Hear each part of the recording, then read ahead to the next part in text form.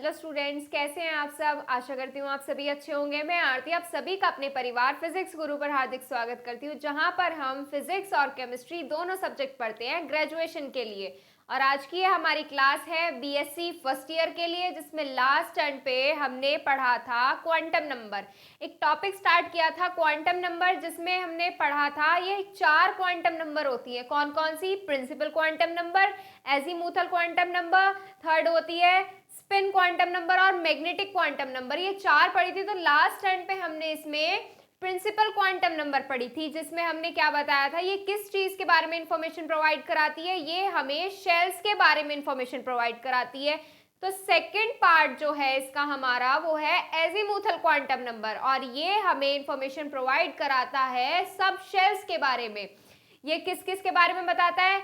Subshell की geometry, angular momentum और energy के बारे में इंफॉर्मेशन प्रोवाइड कराता है। तो देखिए कैसे करेंगे इसको। तो इसमें सबसे पहले तो स्केच डाल लीजिए। क्या है हमारी एजीमुथल क्वांटम नंबर। आज का टॉपिक क्या है? क्वांटम नंबर का second point, azimuthal quantum number, subsidiary quantum number, secondary और एंगुलर क्वांटम नंबर।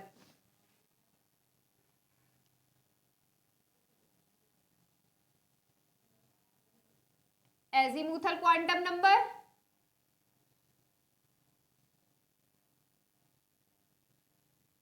और क्या बताया मैंने? सब्सिडरी, सेकेंडरी और angular quantum number.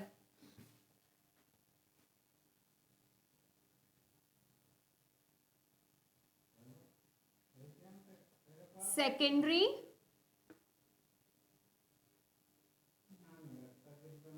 Quantum number.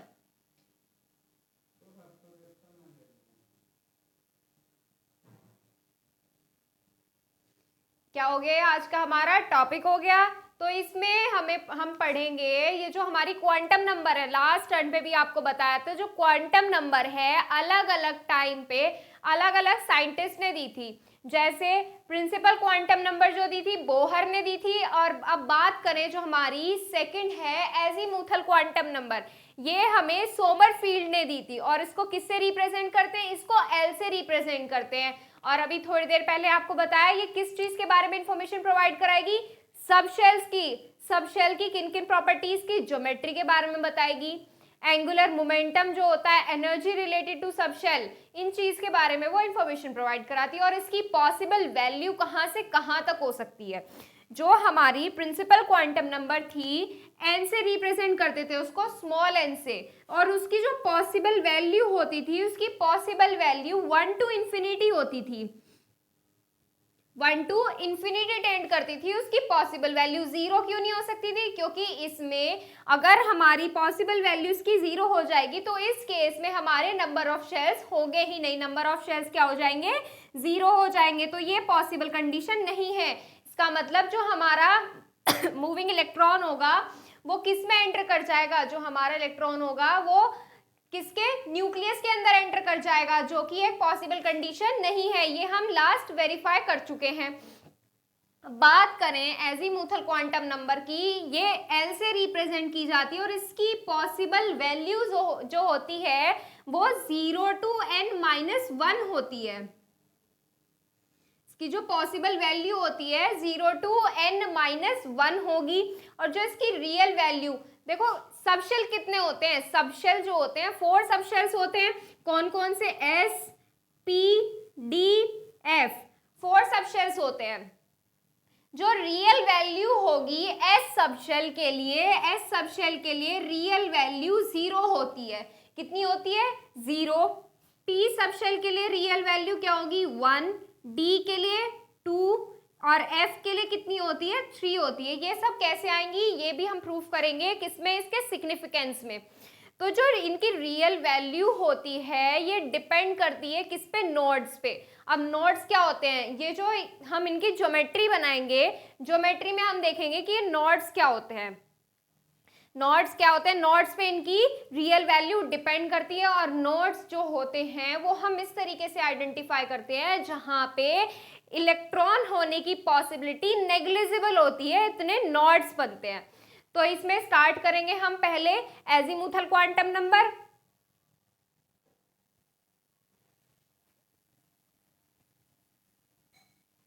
तो इसमें सबसे पहले क्या लिखेंगे, सबसे पहले ये बताएंगे कि ये किसने दी थी, अभी बताया ये सोमरफील्ड ने दी थी। तो इसमें सबसे पहली लाइन क्या होगी हमारी, it was given by Sommerfeld.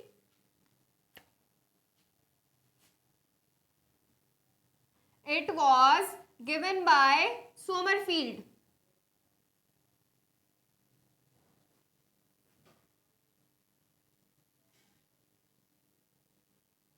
Sommerfeld ने दी थी। और किससे रिप्रेजेंट करते हैं इसको, एल से रिप्रेजेंट करते हैं। किससे रिप्रेजेंट करते थे, एल से। And it is represented by, and it is represented by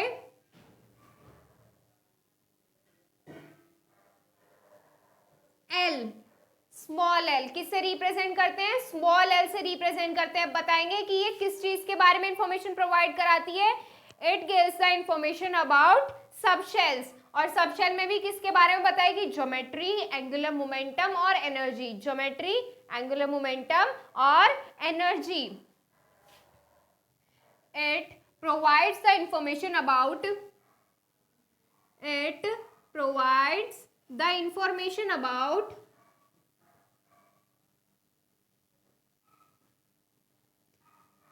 it provides the information about geometry,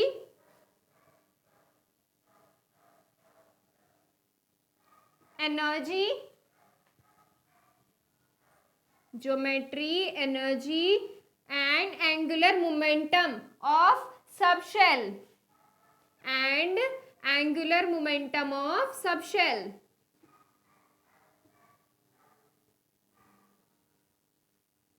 Angular momentum of subshells. अब बताएंगे हमारे इसकी पॉसिबल वैल्यू क्या होती है, एंड इट्स पॉसिबल वैल्यू, और ऐसे कह सकते हैं पॉसिबल वैल्यू ऑफ एल, क्योंकि एजीमुथल क्वांटम नंबर को किससे रिप्रेजेंट करते हैं, एल से रिप्रेजेंट करते हैं। The possible value of L,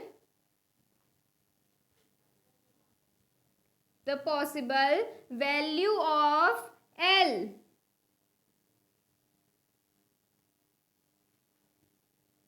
कितनी होती है इसकी पॉसिबल वैल्यू, अभी बताया इसकी पॉसिबल वैल्यू होती है 0 to n-1। कितनी होती है, 0 to n-1।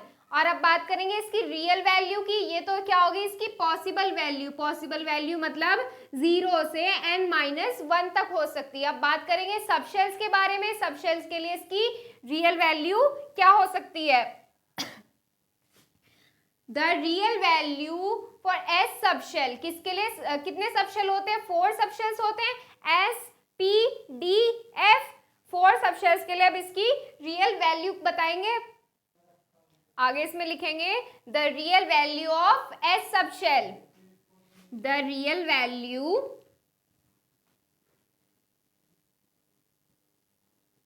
For S subshell. सबसे पहला कौन सा होता है, एस सबशेल होता है। एस सबशेल के लिए इसकी रियल वैल्यू क्या हो जाएगी, इसकी रियल वैल्यू हो जाती है फॉर एस सबशेल इज 0। ये कैसे होती है ये भी वेरीफाई करेंगे, किसमें, सिग्निफिकेंस में। एस के लिए 0 हो जाती है, पी के लिए, for P subshell, P subshell के लिए इसकी रियल वैल्यू क्या हो जाएगी, पी सबशेल के लिए इसकी रियल वैल्यू हो जाएगी 1। कितनी हो जाएगी, 1। डी सबशेल के लिए, डी सबशेल के लिए रियल वैल्यू हो जाएगी 2। और ऐसे ही एफ सबशेल के लिए, and for F subshell, and for F subshell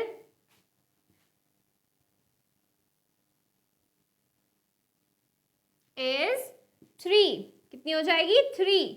और जो रियल वैल्यू है वो किस पर डिपेंड करती है, क्यों इनकी ये रियल वैल्यू 0, 1, 2, 3 इसलिए हो जाती है क्योंकि ये डिपेंड करती है ऑन द नॉड्स। किस पे, नॉड्स पे डिपेंड करती है, जो किस में प्रेजेंट होते हैं, जो सबशेल्स में प्रेजेंट होते हैं। नॉड्स कैसे बनाते हैं ये भी देखेंगे हम आगे, फिलहाल इसमें लिख लीजिए, बिकॉज क्यों होती है इसकी पॉसिबल वैल्यू 0, 1, 2, 3, क्योंकि ये डिपेंड करता है on the nodes, because it depends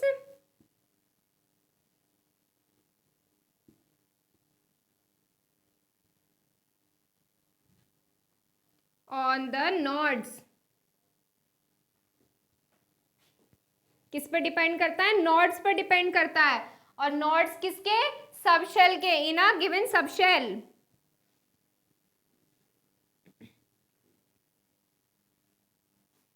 और नॉड्स क्या होते हैं? नॉड्स ऐसे डिफाइन कर सकते हैं, कैसे? जहां पे इलेक्ट्रॉन होने की पॉसिबिलिटी नेग्लिजिबल होती है। And nodes can be defined as where the possibility of electron is negligible. Nodes can be defined as the place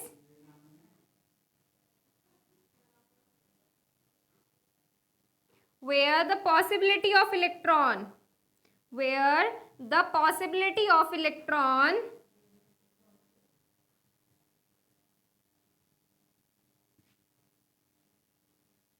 is negligible.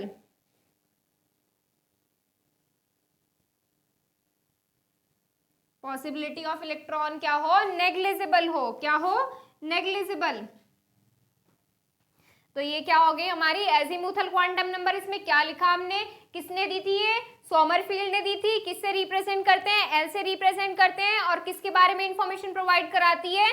About geometry, energy, angular momentum of subshell, या ऐसे बोल सकते हैं ये किसके बारे में बताती है? सबशेल्स के बारे में बताती है। और सबशेल में क्या क्या बताएगी? सबशेल्स की हमारी ज्योमेट्री कैसी होती है, एनर्जी और एंगुलर मोमेंटम कैसा होता है। कितने सबशेल्स होते हैं? 4 सबशेल्स होते हैं। कितने? 4। S, P, D, F. और एस, पी, डी, एफ। सबसे पहले तो ये बताओ पॉसिबल वैल्यू क्या होगी एल के लिए? एल के लिए पॉसिबल वैल्यू होगी 0 to n-1। कितनी होगी? 0 to n-1 पॉसिबल वैल्यू। और रियल वैल्यू एस सबशेल के लिए 0 होगी। पी सबशेल के लिए कितनी होगी? 1। डी सबशेल के लिए 2। और एफ सबशेल के लिए कितनी हो जाएगी? 3 हो जाएगी। क्यों? क्योंकि ये नॉड्स पर डिपेंड करती है। नॉड्स जो कि सबशेल में प्रेजेंट होते हैं, जितने नॉड्स प्रेजेंट होंगे उतनी उसकी क्या हो जाएगी? रियल वैल्यू हो जाएगी। क्या हो जाएगी? Real value. और नॉड्स क्या होते हैं? नॉड्स होते हैं जहां पर इलेक्ट्रॉन होने की पॉसिबिलिटी ऑलमोस्ट नेग्लिजिबल होती है। इसको आप नोट कीजिए। अब इसमें आगे हम सिग्निफिकेंस करेंगे इनके। इसमें आगे देखिए, आगे क्या करेंगे हम? इसका सिग्निफिकेंस। सिग्निफिकेंस में हम क्या क्या पढ़ने वाले हैं? सबसे पहले तो हम ये बताएंगे कि शेल्स में कितने सबशेल प्रेजेंट होते हैं। क्या होते हैं? कितने सबशेल्स प्रेजेंट होते हैं। फिर हम क्या बताएंगे कि सबशेल में मैक्सिमम कितने इलेक्ट्रॉन्स आ सकते हैं। एक सबशेल में मान लो जैसे एस सबशेल है, इसमें कितने इलेक्ट्रॉन्स आ सकते हैं। पी सबशेल में कितने इलेक्ट्रॉन्स आ सकते हैं। डी और एफ, इसमें कितने इलेक्ट्रॉन्स आ सकते हैं। सबको पता है एस में कितने आएंगे? 2 इलेक्ट्रॉन्स आएंगे। पी में कितने आते हैं? 6, डी में 10 और एफ में 14 इलेक्ट्रॉन्स आ सकते हैं मैक्सिमम। तो ये कैसे आते हैं इसको भी हम प्रूफ करेंगे। इसका एक फॉर्मूला होता है। क्या होता है? 2 × 2l + 1। इस फॉर्मूले से हम इसको प्रूव करेंगे कि एस में 2 इलेक्ट्रॉन्स आ सकते हैं मैक्सिमम, पी में 6, डी में 10, एफ में 14। फिर हम क्या पढ़ेंगे? फिर हम इसके बारे में पढ़ेंगे नॉड्स, यानी कि ज्योमेट्री के बारे में।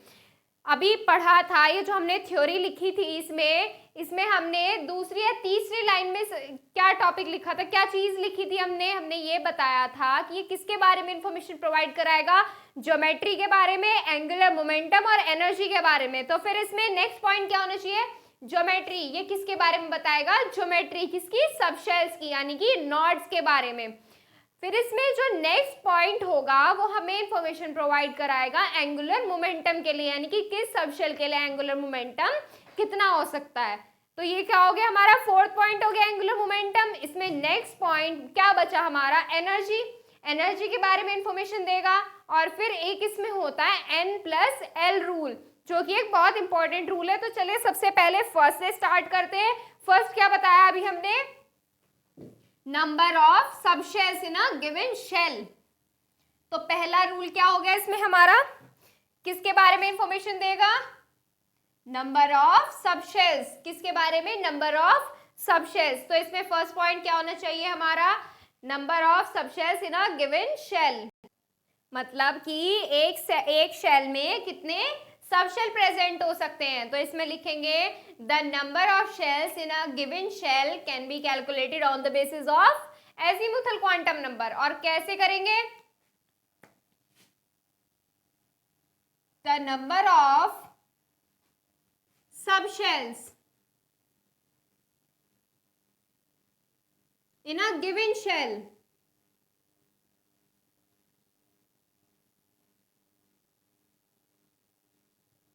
can be calculated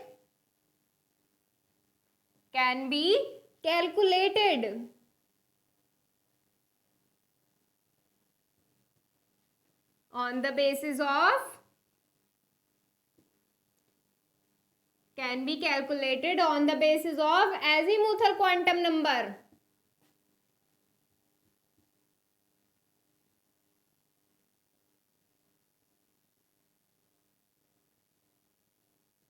किसके बेसिस पर हम इसको एक्सप्लेन कर सकते हैं, कैलकुलेट कर सकते हैं? एजीमुथल क्वांटम नंबर के बेसिस पर। कैसे करते हैं? एज अ एग्जांपल देखिए, ये तो क्या हो गया हमारा फर्स्ट सिग्निफिकेंस हो गया कि जो हमारे शेल में नंबर कितने सबशेल्स होते हैं, ये एजीमुथल क्वांटम नंबर के बेसिस पे हम कैलकुलेट कर सकते हैं। अब कैसे कैलकुलेट करेंगे ये देखिए। मान लीजिए, ऐसा मान लीजिए कि n इक्वल्स टू 1। n क्या होते हैं? n होते हैं नंबर ऑफ शेल्स। क्या होते हैं? Number of shells. लास्ट हमने पढ़ा था क्या होता था? n stands for principal quantum number. n stands for principal quantum number, जिसमें क्या इंफॉर्मेशन देता था? शेल्स के बारे में। तो यहाँ पे n क्या हो जाएंगे? Number of shells. अब नंबर ऑफ शेल्स के बेसिस पर हम क्या बताएंगे? हमने अभी जो थ्योरी में लिखा था कि जो पॉसिबल वैल्यू, रियल वैल्यू होती है किसके लिए? एस सबशेल के लिए। एस सबशेल के लिए जो पॉसिबल वैल्यू होती है वो 0 होती है। पॉसिबल वैल्यू क्या हो जाएगी? पॉसिबल वैल्यू एल से तो शो करते थे। एस सबशेल के लिए क्या हो जाएगी? 0 हो जाएगी। n इक्वल्स टू 1 के लिए क्या हो जाएगी? n इक्वल्स टू 1 के लिए 0 हो जाएगी। क्या हो जाएगी? l equals to 0।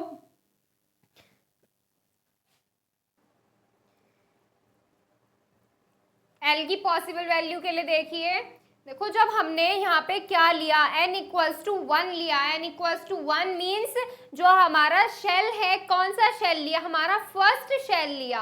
और उसके लिए l इक्वल्स टू क्या आ गया? हमारा 0 आ गया। अब 0 कैसे आ गया? 0 आने के लिए देखो हमें क्या देखना पड़ेगा? हमें पॉसिबल वैल्यू देखनी होगी एजीमुथल क्वांटम नंबर की।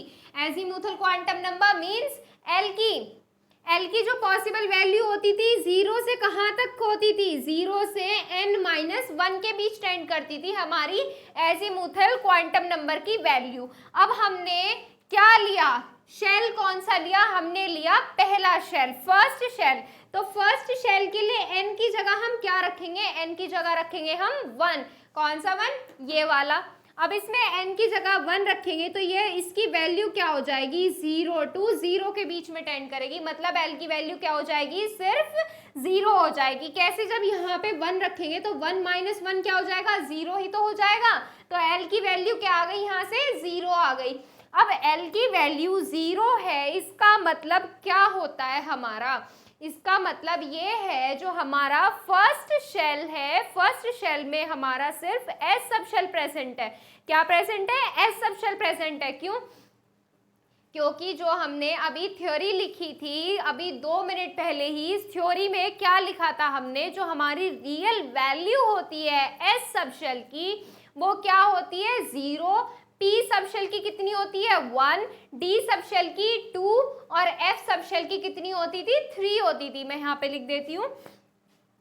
S सबशेल के लिए क्या होती थी? Real value 0। P सबशेल के लिए कितनी होती थी? 1। D सबशेल के लिए 2 और F सबशेल के लिए कितनी होती थी पॉसिबल वैल्यू? 3। यही होती थी ना। तो यहाँ से हमारा L क्या आ रहा है? 0 आ रहा है। L क्या आ रहा है हमारा? 0। ये रियल वैल्यूज ही तो है।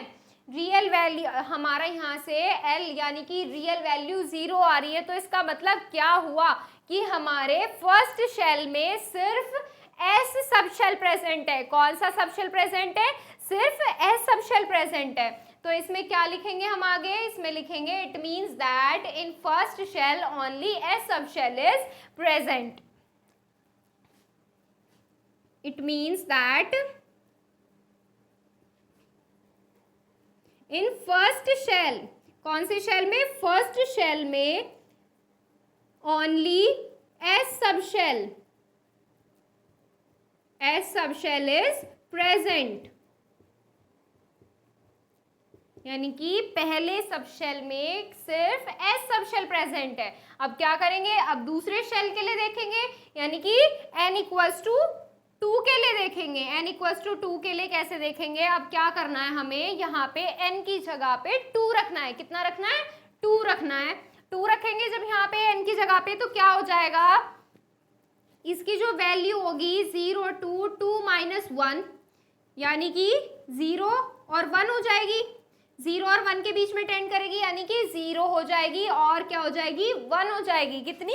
1। तो यहाँ से पॉसिबल वैल्यू, रियल वैल्यू क्या हो जाएगी? 0 1। अब क्या आ रही है रियल वैल्यू? लास्ट वाला देखो क्या आ रहा है? 1 आ रहा है। अब 1 के लिए कौन सा है? रियल वैल्यू 1 के लिए p है, और क्या आ रहा है? 0 आ रहा है। 0 और 1, 0 और 1, इसका मतलब क्या होता है हमारा? कि सेकंड शेल में हमारे 2 सब शेल प्रेजेंट है। कौन कौन सी प्रेजेंट है?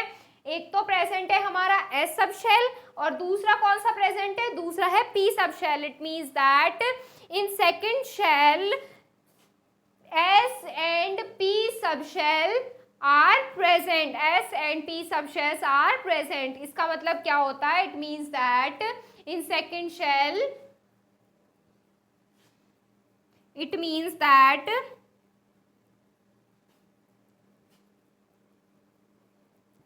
इन सेकेंड शेल, कौन सी शेल के लिए बात कर रहे हैं? सेकेंड शेल के लिए कौन कौन से सब शेल प्रेजेंट होंगे? 0 के लिए एस और 1 के लिए पी सब शेल।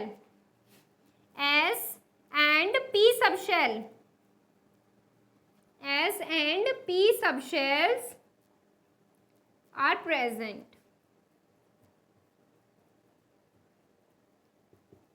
तो ये चीज हो गई क्लियर कि हमने कैसे निकाले सब शेल्स।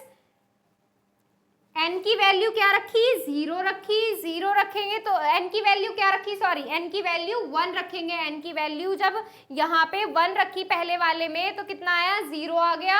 और जब n की वैल्यू 2 रखी यहाँ पे, तो 2 के लिए कितनी आ गई पॉसिबल वैल्यू? रियल वैल्यू कितनी आ गई? रियल वैल्यू आ गई 0 और 1। कितनी आ गई? 0 और 1। जब रियल वैल्यू 0 होती है तो इसका मतलब क्या होता है? S sub shell, S sub shell के लिए रियल वैल्यू क्या होती है? एस सब शेल के लिए रियल वैल्यू 0 होती है, और पी सब शेल के लिए रियल वैल्यू कितनी होती है? 1 होती है। तो इसका मतलब क्या हो गया? सेकंड शेल में हमारे एस और पी सब शेल्स प्रेजेंट है। ऐसे ही हम क्या करेंगे? 3 सब शेल्स के लिए निकालेंगे। 3 सब शेल्स के लिए क्या करेंगे? हमें n इक्वल्स टू क्या रखना होगा?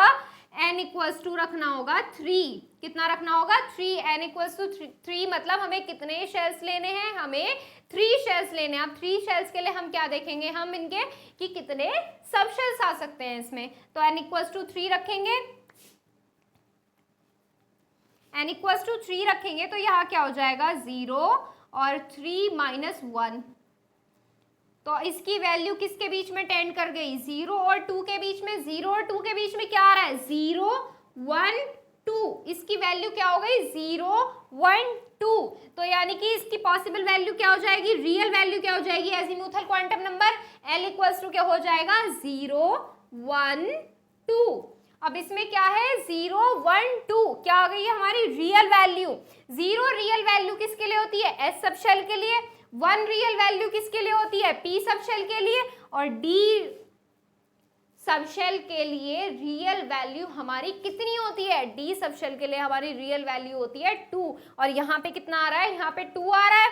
तो इसका मतलब हमारे तीसरे शेल यानी कि थर्ड शेल में कौन कौन से सब शेल्स प्रेजेंट होंगे? S P D. कौन कौन से होंगे? S P D. क्यों होंगे? क्योंकि एस सब शेल के लिए रियल वैल्यू कितनी होती है? 0। पी सब शेल के लिए रियल वैल्यू कितनी होती है? 1। और डी सब शेल के लिए रियल वैल्यू कितनी होती है? 2 होती है, कितनी होती है 2।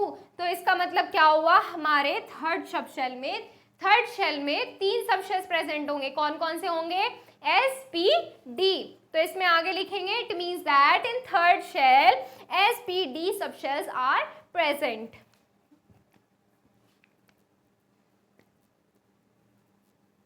It means that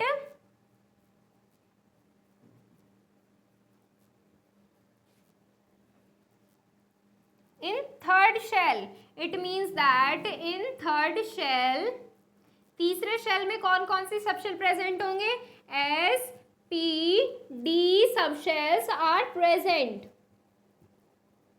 subshells are present. कितने प्रेजेंट होंगे, कितने सबशेल्स प्रेजेंट होंगे, 3। ऐसे हम क्या निकालेंगे, 4 सबशेल्स के लिए निकालेंगे। इसे नोट कीजिए। इसमें देखिए, इसमें क्या है, अब देखेंगे 4 शेल्स के लिए। कितने शेल्स के लिए देखेंगे, 4 शेल्स के लिए। सेम ऐसे ही करेंगे जैसे हमने इसमें पॉसिबल वैल्यू निकाली थी, यानी कि रियल वैल्यू निकाली थी, रियल वैल्यू ऑफ एल। अब क्या करेंगे इसमें, हमें क्या रखना है, एन इक्वल्स टू कितना रखना है, एन इक्वल्स टू रखना है हमें 4। यहाँ पे रखिए 0 n माइनस 1, n की जगह क्या रखेंगे, n की जगह रखना है हमें 4 माइनस 1। तो यहाँ पे क्या हो जाएगा, n टेंड्स टू 3, यानी कि हमारी जो इसकी रियल वैल्यू होगी 0 और 3 के बीच में टेंड करेगी। 0 और 3 के बीच में 0 1 2 3 क्या हो जाएगी, 0 1 2 3। तो इसके लिए l इक्वल्स टू क्या हो जाएगा, l इक्वल्स टू हो जाएगा 0 1 2 3। अब क्या हो गया, हमने यहाँ से क्या निकाली, यहाँ से हमने निकाली रियल वैल्यू। अब रियल वैल्यू के लिए हम क्या देखेंगे, शेल्स, शेल्स नहीं क्या देखेंगे, सब शेल्स। सब शेल्स देखिए, जो हमारी रियल वैल्यू होती है 0 कौन सी सब शेल के लिए होती है, एस के लिए होती है, 1 टी के लिए होती है, 2 डी के लिए होती है, और एफ के लिए कितनी होती है रियल वैल्यू, एफ के लिए होती है हमारी 3। तो इसका मतलब क्या हुआ, हमारे 4 शेल्स में कितने प्रेजेंट होते हैं subshell, S P D F. हमारे 4 सबशेल्स प्रेजेंट होते हैं, किसमें, 4 शेल्स के लिए। इट मीन्स दैट, अब तो लैंग्वेज लिख सकते हैं आप, it means that in 4th shell कौन कौन से सबशेल्स प्रेजेंट होंगे, S P D F, S P D F subshells are present, subshells are present. तो ये क्या हो गई, हमने इंफॉर्मेशन निकाल ली, किसकी निकाल ली, इंफॉर्मेशन हमने निकाल ली कि कितने सबशेल्स प्रेजेंट होते हैं शेल्स में। यानी कि हमारे अगर 1 शेल हो तो यानी कि उसमें एस सबशेल प्रेजेंट होता है, सेकंड शेल के लिए एस पी प्रेजेंट होता है, थर्ड शेल के लिए एस पी डी, और फोर्थ शेल के लिए S P D F subshells present होते हैं। तो ये बात हो गई किसके बारे में, सबशेल्स के बारे में। अब हम क्या पता करेंगे, अब हम इसमें बताएंगे कि इसमें कितने इलेक्ट्रॉन्स आ सकते हैं, मैक्सिमम कितने इलेक्ट्रॉन्स आ सकते हैं किसमें, सबशेल्स में। और ये कैसे पता करेंगे हम, ये हम कैलकुलेट करेंगे एक फॉर्मूले से। फॉर्मूला क्या है, 2 इंटू 2l प्लस 1। पहले इसको नोट कीजिए। सेकेंड स्टेप क्या होगा इसमें हमारा, second step means second rule. Second rule में हम क्या निकालेंगे, हम निकालेंगे पॉसिबल इलेक्ट्रॉन्स, किसमें कितने इलेक्ट्रॉन्स पॉसिबल हैं किसी सबशेल में, मैक्सिमम नंबर ऑफ इलेक्ट्रॉन्स निकालेंगे हम सबशेल्स के लिए। तो सेकंड पॉइंट क्या होगा, हम इसमें निकालेंगे, क्या लिखेंगे, on the basis of azimuthal quantum number the total number of electrons in subshell can be calculated by 2 into 2l plus 1। इसमें लिखिए आगे, इसमें क्या होगा, इसमें आगे लिखेंगे on the basis of it what, azimuthal quantum number, the total number of electrons. इसमें ऐसे लिखिए, the total number of electrons, the total number of electrons, the total number of electrons in subshells, the total number of electrons in subshells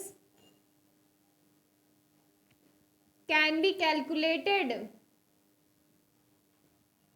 can be calculated, can be calculated by, क्या formula बताया अभी आपको, 2 into 2l plus 1, 2 into 2l plus 1, और l क्या है यहाँ पे आप सभी को पता है, अभी बताया था। l क्या है इसमें, l है हमारी एजीमुथल क्वांटम नंबर, क्या है एजीमुथल क्वांटम नंबर। अब कैसे पता करेंगे, हमने तो ये फॉर्मूला निकाल लिया 2 इंटू 2l प्लस 1, ये फॉर्मूला है। अब इसके बेसिस पे हम इलेक्ट्रॉन्स का कैसे पता करेंगे। अब हमने इससे जस्ट एक स्टेप पहले अभी जो रफ किया है यहाँ से, उसमें हमने क्या निकाला था, S sub shell, P sub shell, D sub shell और एफ सब शेल के लिए हमने पॉसिबल वैल्यू निकाली थी। पॉसिबल वैल्यू यानी कि एल की वैल्यू निकाली थी, तो वहां से हमें क्या फाइंड हो गई थी, एल की वैल्यू फाइंड हो गई थी। तो ऐसी हम एस पी डी के लिए यहां से एल की वैल्यू पुट करके उसमें मैक्सिमम कितने इलेक्ट्रॉन्स आ सकते हैं वो फाइंड करेंगे। कैसे फाइंड करेंगे, एज अ एग्जांपल देखिए, ये तो हमें फॉर्मूला हो गया, जब तक एग्जांपल नहीं करोगे तब तक समझ भी नहीं आएगा। तो इसमें देखो, इसमें क्या हो गई, हम सबसे पहले क्या निकालेंगे, एस सब शेल के लिए निकालेंगे। For S sub shell, S sub shell में कितने मैक्सिमम नंबर ऑफ इलेक्ट्रॉन्स आ सकते हैं, for S sub shell.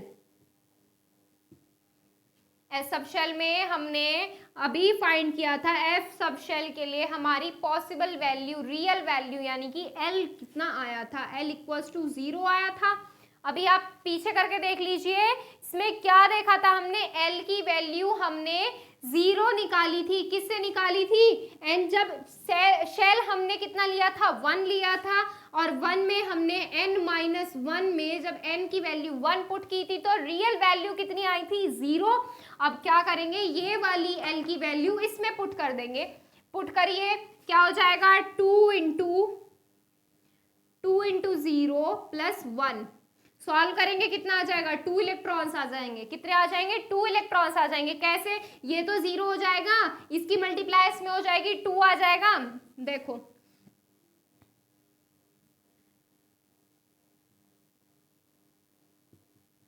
2 into 0 plus 2 क्या आ जाएगा, 2 आ जाएगा। अरे 2 इंटू 1 करोगे तो 2 1 जा 2 ही तो होएगा, कितने इलेक्ट्रॉन्स हो गए मैक्सिमम, इसमें 2 इलेक्ट्रॉन्स हो गए, कितने आ गए, 2 इलेक्ट्रॉन्स आ गए इसमें मैक्सिमम। अब इसमें क्या करेंगे, एस सब शेल के लिए निकालेंगे, एस पी, एस के बाद कौन सा सब शेल आता है, पी सब शेल आता है, कितना आता है, पी सब शेल। अब इसमें दूसरा देखो, for P sub shell, P sub shell के लिए हमने रियल वैल्यू क्या फाइंड की थी, पी सब शेल के लिए जो हमने रियल वैल्यू फाइंड की थी एल की, वो कितनी की थी, पी सब शेल के लिए जो रियल वैल्यू फाइंड की थी हमने, यानी कि एल इक्वल्स टू जो हमने निकाला था, क्या आया था हमारा, 1 ही तो आया था।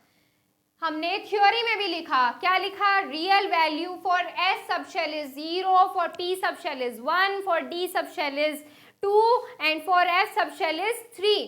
और हमने क्या इससे पहले भी क्या प्रूव किया कि नंबर ऑफ शेल्स में कितने सब शेल्स प्रेजेंट होते हैं, और कैसे किया हमने, रियल वैल्यू निकाल के किया। तो इसमें क्या होगी, एल की वैल्यू कितनी होगी, 1, एल की वैल्यू 1 इसमें पुट करेंगे तो क्या आएगी, 2 इंटू 1 प्लस 1, सॉल्व कीजिए, कितने आएंगे, 6 इलेक्ट्रॉन्स आ जाएंगे, कितने आ जाएंगे, 6 इलेक्ट्रॉन्स आ जाएंगे।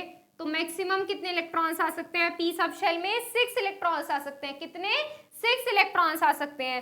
एस के लिए हो गया, पी के लिए हो गया, अब किसके लिए निकालेंगे, डी सब शेल के लिए निकालेंगे, डी सब शेल के लिए निकालिए, for D sub shell, D sub shell के लिए एल की वैल्यू क्या हो जाएगी, डी सब शेल के लिए एल की वैल्यू हो जाएगी 2, कितनी, 2। अब यहाँ पे क्या करेंगे, इस फॉर्मूले में एल की जगह पे 2 रखेंगे, 2 रखिए, तो 2 इंटू 2 प्लस 1 क्या आ जाएगा, 10 आ जाएगा।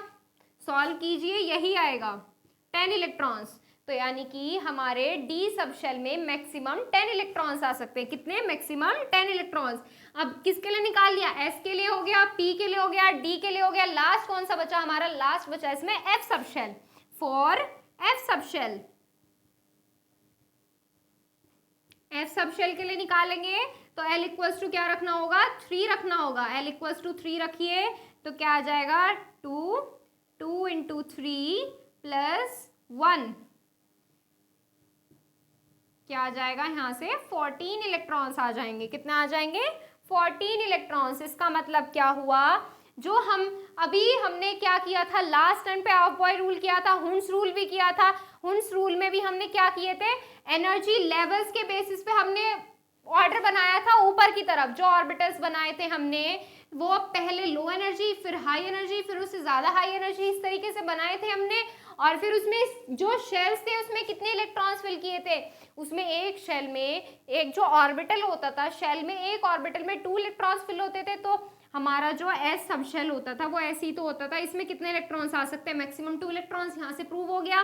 पी सब शेल देखिए, हमारा पी सब शेल में कितने ऑर्बिटल्स होते हैं, 3 ऑर्बिटल्स होते हैं। 3 ऑर्बिटल्स में कितने इलेक्ट्रॉन्स आ सकते हैं, 1 2 3 4 5 6 इलेक्ट्रॉन्स आ सकते हैं। ऐसे डी के लिए निकालेंगे, ऐसे एफ के लिए निकालेंगे। तो यहाँ से क्या हो गई हमारे कि एस सब शेल में यानी कि सब शेल्स में मैक्सिमम कितने इलेक्ट्रॉन्स आ सकते हैं। तो इसको नोट कीजिए आप। ये तो हो गए हमारे सिग्निफिकेंस के 2 पॉइंट्स। कितने हो गए, 2 पॉइंट्स। अब इसमें बात करते हैं जो थर्ड पॉइंट है वो क्या है, इसमें ज्योमेट्री है। अब ज्योमेट्री और एंगुलर मोमेंटम और बाकी के सारे पॉइंट्स का डिस्कस करेंगे हम हमारी नेक्स्ट क्लास में। तो आज आप इन्हें नोट कर लीजिए और साथ के साथ इनको करते चलिए। अगर आपको कुछ भी डाउट है क्लास से रिलेटेड तो आप टेलीग्राम चैनल ज्वाइन कर लीजिए। टेलीग्राम चैनल ज्वाइन करने के लिए आपको सबसे पहले काम करना पड़ेगा, प्ले स्टोर से टेलीग्राम इंस्टॉल करना पड़ेगा। ये कोई बड़ा काम नहीं है, you can easily do it. Telegram channel को ज्वाइन करने के लिए आपको क्या करना है, प्ले स्टोर से टेलीग्राम इंस्टॉल कीजिए और वहां से आईडी बनाइए। उस पर आईडी बनाकर क्या करना है, फिर आपको एक चैनल को ज्वाइन करना है। चैनल क्या ज्वाइन करना है आपको, सबसे पहले सर्च बार में क्या सर्च करना है, फिजिक्स गुरु इंडिया सर्च करना है। और फिजिक्स गुरु इंडिया सर्च करके आपको हमारा चैनल मिल जाएगा, वहां से आप ज्वाइन हो जाइए। आपको टाइमिंग से रिलेटेड कुछ भी डाउट होते हैं, क्लास मिस नहीं होगी, आपको पहले ही वीडियो के नोटिफिकेशन मिल जाएंगे। कुछ भी क्वेरीज है आपको तो आप हमसे इंस्टाग्राम पर क्वेश्चंस पुट अप कर सकते हैं। इंस्टाग्राम पर आपको एक आईडी फॉलो करनी है, कौन सी, physics_guru_India। ये आईडी आपको फॉलो करनी है और वहां से आप हमसे कुछ भी पूछ सकते हैं। तो ये तो बात हो गई हमारी आज के टॉपिक की। तो आज हमने क्या पढ़ा इसमें, फर्स्ट ईयर की क्लास में आज हमने पढ़ी एजीमुथल क्वांटम नंबर और उसके 2 सिग्निफिकेंस। नेक्स्ट टर्न पे हम क्या करेंगे, नेक्स्ट टर्न में इसमें हम इसका थर्ड ऑफ ऑल पॉइंट यानी कि आगे इसमें पढ़ेंगे ज्योमेट्री और एंगुलर मोमेंटम और एनर्जी और N+L रूल के बारे में। तो आज के लिए बस इतना ही, मिलते हैं नेक्स्ट क्लास में।